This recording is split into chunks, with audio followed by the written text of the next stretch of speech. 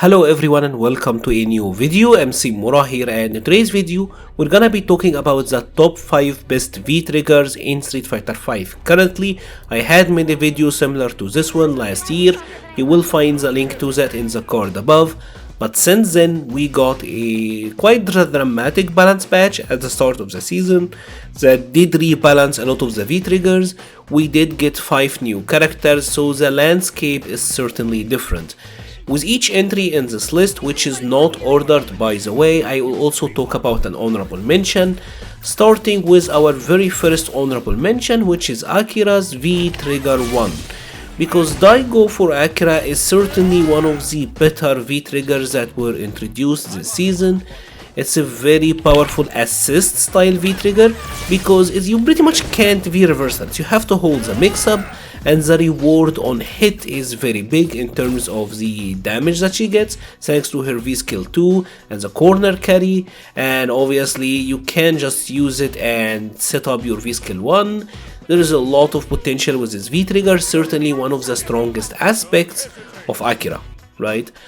But it's not as powerful as the first entry in our list proper, which is Thess, and it is their V trigger 2. Because this V trigger is incredibly cheap. Now obviously it is a high skill V trigger, so you don't see it quite often, but when you have to deal with it, the potential of it is just insane. For example, you can go for a overhead mix-up here, you can go for the same mix-up but go low, right? You can go for almost the same mix-up but go for like an instant overhead setup.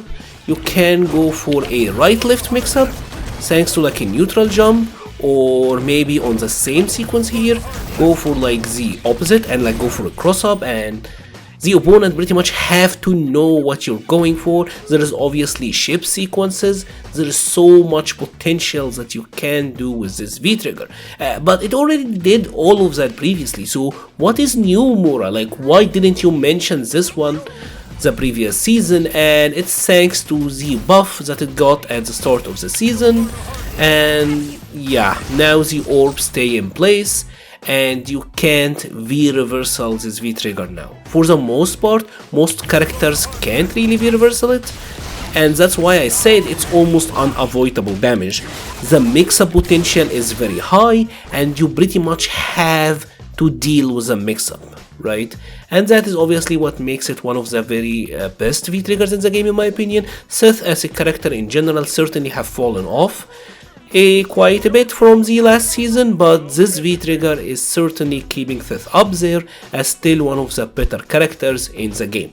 Our second honorable mention is gonna be a very familiar one. It's actually a V trigger that was on the previous list, and that is G's V trigger 1. Now make no mistake, this is easily still one of the very best V triggers in the game, but in my opinion the changes that was made to this V trigger in the balance patch, by making it so that the timer is different depending on the presidentiality level, certainly affected how viable this V trigger is.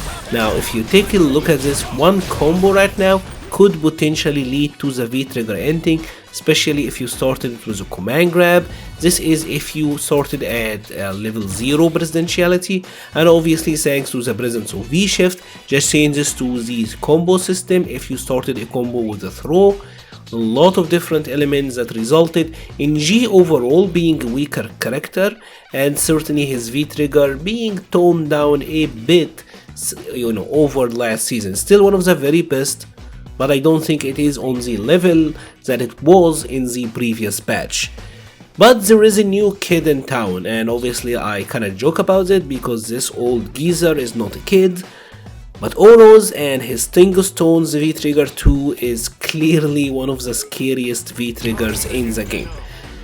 The issue with Oro's Tingo Stones is that this V trigger is almost entirely the character, right? Like now Oro is I will say a controversial character because he might appear in some clips to be insane, but the character is very heavily reliant on V trigger 2 to make everything work out for him. Now the strength of V trigger 2 for Oro is that any hit will pretty much lead to a gigantic damage output and gigantic combos. His neutral in general is very weak, like the crouching medium punch is actually really good, but with Tengu Stones, I mean, this is now gazillion damage, right? Right, like the one crouching medium punch that was kinda alright previously now leads to insane amount of damage, and because of the potential damage output of that, the opponent will most likely block a lot, right? Like most people will actually be very defensive once Oro get to use his V-Trigger too, and because of this, doing something like this with Oro and just dashing into throws is just completely viable, right? So you will get a lot of damage with Oro just because the opponent is very scared of going for anything. And obviously one hit will lead to gazillion damage, so it is obviously the highest comeback potential V-Trigger in the game currently, and easily like the saving grace of Oro as a character overall. The third honorable mention is gonna be Laura's V-Trigger 1, and this is still easily one of the scariest V-Triggers in the game because the comeback factor of it is insane. Laura can get some insane damage and stun output, and obviously because of her mix-up nature as a character, as you can see, things can go downhill very fast thanks to this V-Trigger. Makes you feel like waking up with Super and going, hey, ora, and just, you know, you don't want to have any of Laura's V-Trigger 1. Easily one of the strongest mix-ups V-Trigger in the game, and one of the better things about Laura as a character overall. But I don't think she is as powerful, at least the V-Trigger is not as powerful as Luke's V-Trigger 1. And there is a lot that was said about Luke. I have already talked in a previous video about Luke's V-Trigger 1 and why it's such a cheap V-Trigger, but it's certainly because of the V-Trigger Fireball, this being pretty much instant, the fact that it auto refills so you can't really lame him out, and once Luke gets this one, there is pretty much no counterplay. You have to walk forward and block, and this means that you can't even do that on reaction, to be honest, most of the times, and this means that he will just get away with it or just gets to play a single player game against you. His V-Trigger is a one heck of a checkmate V-Trigger. Now you don't get to play, it's only me who gets to play, and it's certainly one of the reasons that Luke is considered to be one of the best characters in the game. And now it's time for our fourth honorable mention, and this is going to be Cody's V-Trigger 2.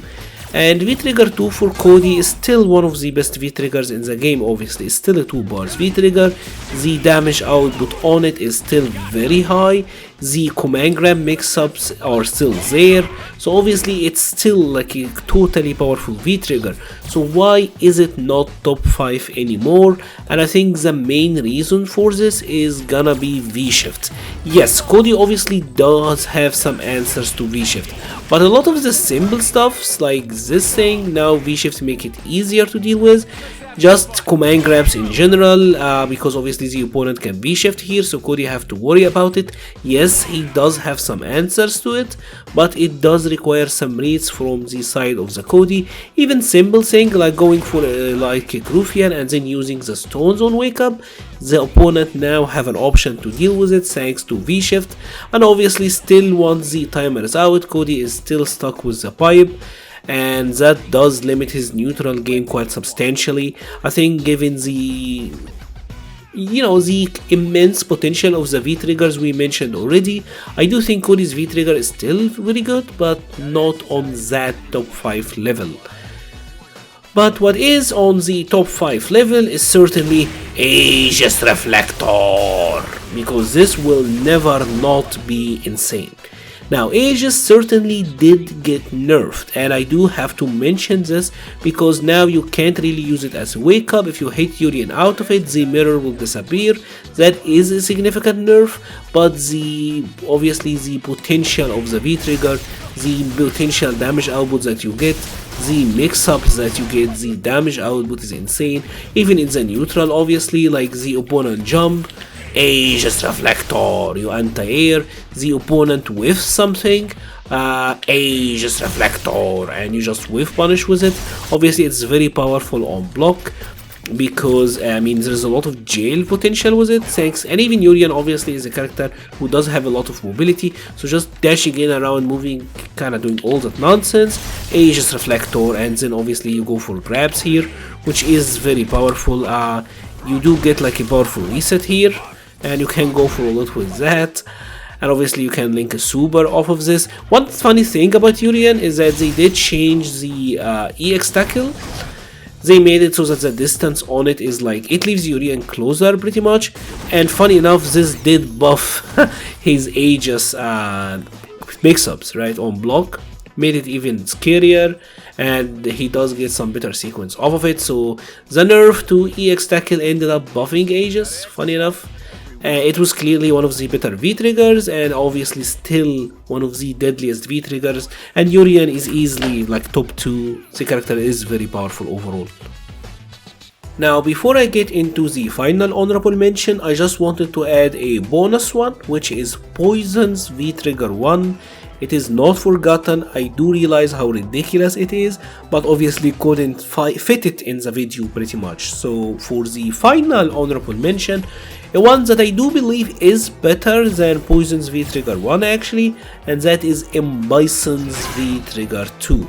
Because V-trigger 2 for Bison is easily one of the very best in my opinion. It is so versatile in what you can do with it. The damage output potential is very high, like pretty much any hit he will now get to deal that. You get access to the cross-up Psycho Crusher as you just seen. Bison in general is a character who does have a very, good frame data on block, so having access to the command grab and the potential that you get out of it, the mix-up potential is very high. Bison also is a character who have one of the better V-shifts, and this V-trigger being 2 bars and with Bison having amazing crush counters, the value of the V-trigger and it being 2 bar becomes even better.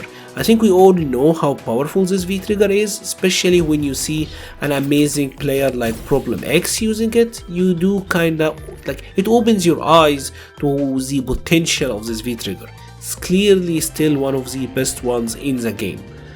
But the best one in the game, or the potential best one in the game, is still gonna be Colleen's V-trigger 2, because this one is still insane. Now we said that there is a lot of focus in the neutral in this patch. This patch is neutral based, yada yada yada, and with a lot of focus on the neutral base, I mean this exists.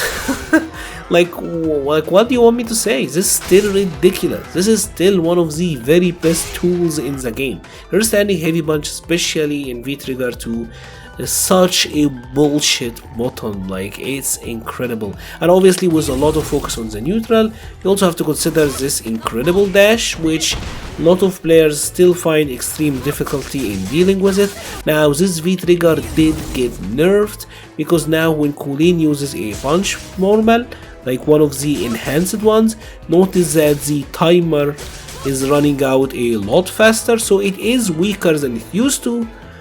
But with more focus on the neutral, I mean this is even better now thanks to that, so it is still obviously very powerful. We know that V-shift is a very important mechanic now. This is a 2 bars V-trigger, so the difference between being a 2 bar V-trigger versus a 3 bar V-trigger is a lot more substantial. It helps this V-trigger a lot at maintaining its position as one of the best in the game. If you have enjoyed this video, please leave a like or a comment, it helps the channel so much. I will be leaving a link to the Patreon page, the Discord server, the Twitter and Twitch pages in the description below. Thank you very much for watching and stay safe.